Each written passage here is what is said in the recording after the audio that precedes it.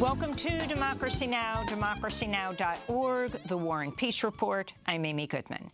In Tennessee, 5 former Memphis police officers have been indicted on murder and kidnapping charges over the killing of Tyree Nichols. The 29-year-old African-American man died of kidney failure and cardiac arrest on January 10th, 3 days after his violent arrest following a traffic stop. Shelby County District Attorney Steve Mulroy spoke at a news conference Thursday. Here are the charges: second-degree murder, aggravated assault, aggravated kidnapping resulting in bodily injury, aggravated kidnapping involving the possession of a weapon, official misconduct through unauthorized exercise of power, official misconduct through failure to act when there is a duty imposed by law, and official oppression. While each of the 5 individuals played a different role in the incident in question, the actions of all of them resulted in the death of Tyree Nichols, and they are all responsible. The 5 fired police officers were booked into the Shelby County Jail Thursday. Their lawyers say at least 3 of them plan to post bail. All 5 are African-American, as was Tyree Nichols. The ex-officer's arrest came as Memphis city officials said they'll release nearly an hour of body camera video this evening showing how police pepper sprayed, tased, restrained, kicked, and beat Tyree Nichols for 3 minutes.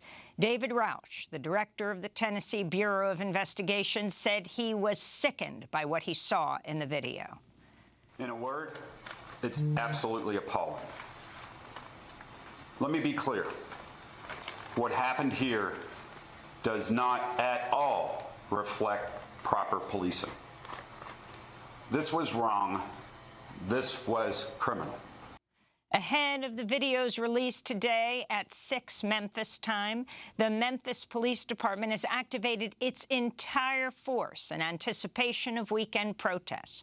President Biden released a statement reading, "I join Tyree's family in calling for peaceful protest. Outrage is understandable. Violence is never acceptable."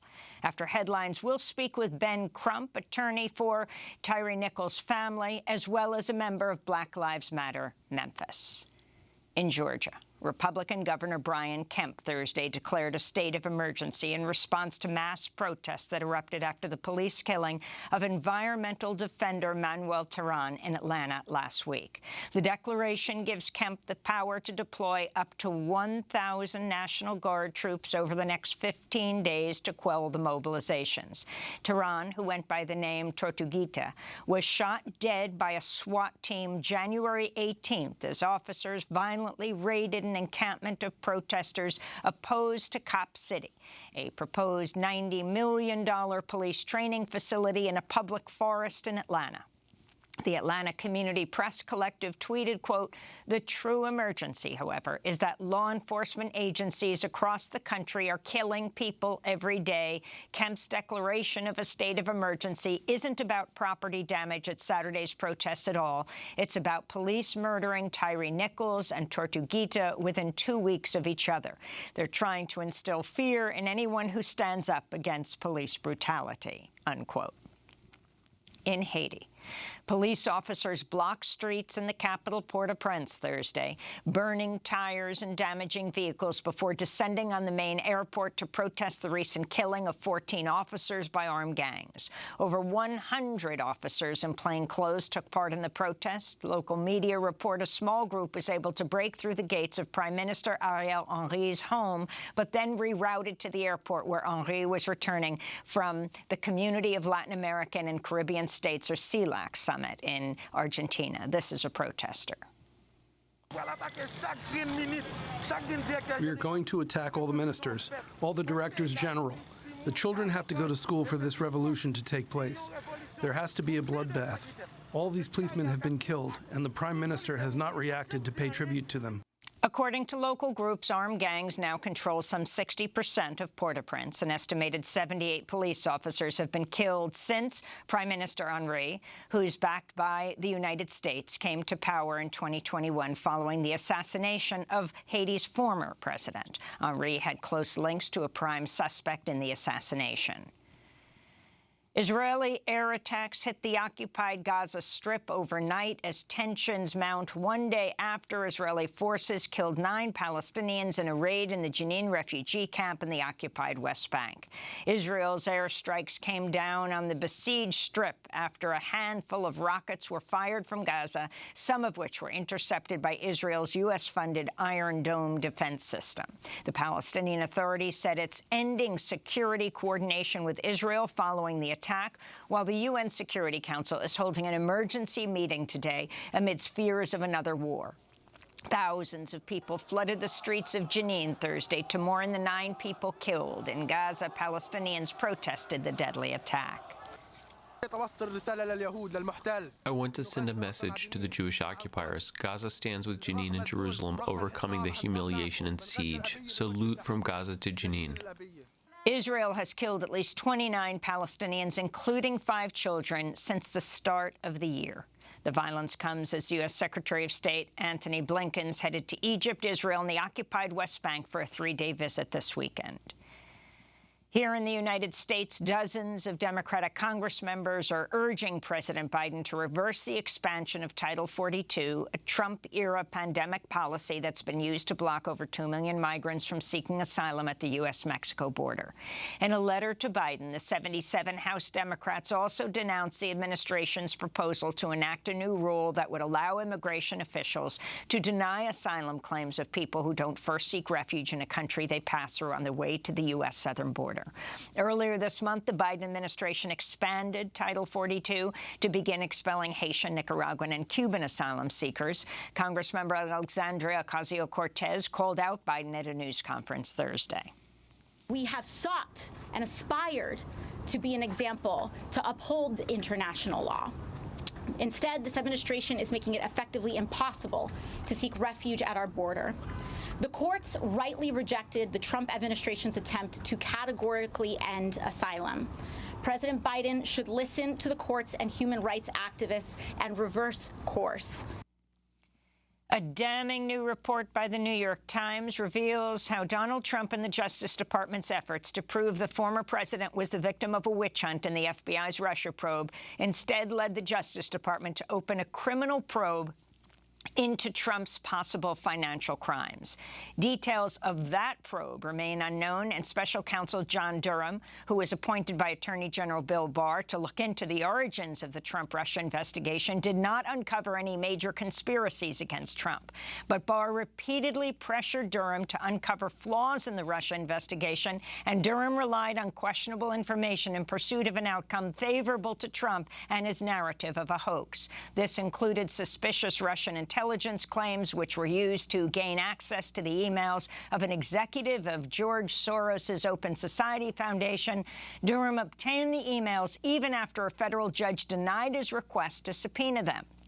John Durham is currently working on the final report of the Trump-Russia investigation. Chevron has announced plans to repurchase $75 billion in its own stock, angering consumer advocates who accuse the oil giant of price gouging, even as it helps to accelerate the climate crisis. The stock buyback came as Chevron reported record profits in 2022 after Russia's invasion of Ukraine helped drive up the cost of fuel. This week, Senate Democrats reintroduced the Fair and Transparent Gas Prices Act, which would crack down on unfair practices by fossil fuel companies. In the Netherlands, police arrested 6 climate activists in their homes Thursday, charging them with incitement over their roles in planning nonviolent civil disobedience actions. Their arrest came ahead of Saturday's planned peaceful blockade of a highway next to the Dutch Parliament in The Hague. The group Extinction Rebellion's demanding an immediate end to $19 billion in annual fossil fuel subsidies. In more climate news, over 450 environmental and human rights groups have condemned the appointment of an oil company executive to lead COP28 UN Climate Summit in the United Arab Emirates later this year. Sultan Ahmed Al Jaber heads the Abu Dhabi National Oil Company. Members of the Kick Big Polluters Out network wrote in an open letter to top UN officials, quote, "There is no honor in appointing a fossil fuel executive who profits immensely off of fueling the climate crisis to oversee the global response to climate change. That such a move could ever be seen to be legitimate amidst an intensifying climate crisis where millions of lives and ecosystems are on the line exemplifies just how insidious big polluters' stranglehold over climate policy is," they wrote. The International Criminal Court says it will resume its investigation into the possible crimes against humanity committed as part of former Philippines President Rodrigo Duterte's brutal war on drugs.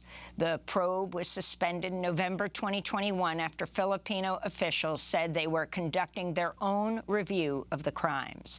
The ICC accused Philippine authorities of failing to take meaningful steps to investigate or prosecute the killings. A United Nations report found at least 8,600 people were killed in the so-called drug war unleashed by Duterte, with some estimates suggesting the true toll could be 3 times higher. Police often falsified evidence to justify the unlawful killings. And in California, the 66-year-old farm worker charged with killing 7 co-workers Monday at 2 mushroom farms told a Bay Area TV station he wasn't in his right mind on the day of the shootings. In a jailhouse interview with KNTV, Chun-Li Chao said he was bullied and forced to work long hours on the farms and that his complaints went ignored. The farm where Chao killed 4 of his victims had a separate shooting last summer. In that altercation, one manager was charged with attempting to murder another manager after he fired a bullet into the man's trailer. The bullet went on to strike the mobile home of one of the workers who was killed in Monday's mass shooting. In Washington, D.C., President Biden repeated his call for Congress to reinstate a federal ban on assault weapons and warned against rising anti-Asian hate. Biden's remarks came at a White House reception for the Lunar New Year, just days after 11 people were killed at a Lunar New Year celebration in the majority Asian Los Angeles suburb of Monterey Park. Silence is complicity. Silence is complicity. We cannot be silent. I will not be silent. And one more thing, we're going to ban assault weapons again. And